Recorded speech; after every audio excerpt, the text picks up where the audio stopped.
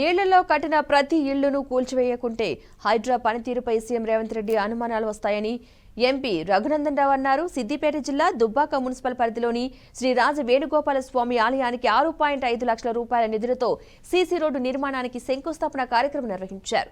ఈ కార్యక్రమానికి ముఖ్య అతిథిగా హాజరైన మెదక్ ఎంపీ రఘునందన్ రావు నిర్మాణ పనులకు శంకుస్థాపన చేశారు. ఈ నేపథ్యంలో ఎంపీ హైడ్రాపై కీలక వ్యాఖ్యలు చేశారు. 100% ఎఫ్టీఎల్ బఫర్ జోన్లలో నిర్మించిన ఇళ్లను నిర్మించుకున్న పేదలకు కోకాపేటలో ఇళ్ల స్థలాలు ఇవ్వాల్సిన బాధ్యత ప్రభుత్వంపై ఉందన్నారు. హైడ్రాని హైదరాబాద్ లోనే కాకుండా జిల్లాలకు కూడా పరిమితం చేయాలన్నారు. హైడ్రా తన పనితీరును నిష్పక్షపాతంగా ముందుకు సాగించాలని, లేని పక్షంలో హైడ్రా కమిషనర్ ఉద్యోగం మానేయాలని ఎంపీ రఘునందన్ అన్నారు. నీళ్లలో కట్టిన ఇండ్లను కంప్లీట్ అయిన ఇండ్లను కూల్చేయకుండా హైడ్రా పనితీరు మీద, రాష్ట్ర ముఖ్యమంత్రి పనితీరు మీద ప్రజలకు అనుమానం వస్తుంది. నేను చాలా స్పష్టంగా చెప్తున్నా, నీళ్లలో ఇల్లు నిర్మాణం పూర్తయిన బ్యాంకులోనున్న 10 ఏళ్ల నుంచి ఆ ఇళ్లలో ఉంటున్నాయి. అవి కూలగొట్టాల్సిందే. 100% ఎఫ్టీఎల్ బఫర్ జోన్లన్నీ కూడా క్లియర్ చేయాల్సిందే.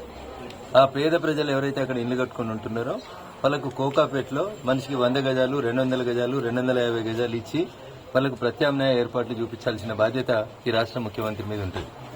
హైడ్రాని హైదరాబాద్కే కాదు జిల్లాలకు కూడా పరిమితం చేయాలనే డిమాండ్ ప్రజల నుంచి వస్తుంది, ప్రతిపక్షాల నుంచి కూడా వస్తుంది. కాబట్టి ఆ డిమాండ్ చేయాలంటే మీరు మాట మార్చొద్దు. కట్టిన ఇండ్లని ఎవరి అయినా సరే కూలగొట్టాల్సిందే. హైడ్రా తన పనితీరును నిష్పక్షపాతంగా ముందుకు సాగించకపోతే రంగనాథ్ గారు better you quit the job, ఉద్యోగం వదిలేసిపోయి మామూలుగా పోలీసు నౌకరీ చేసుకుంటే బాగుంటుంది.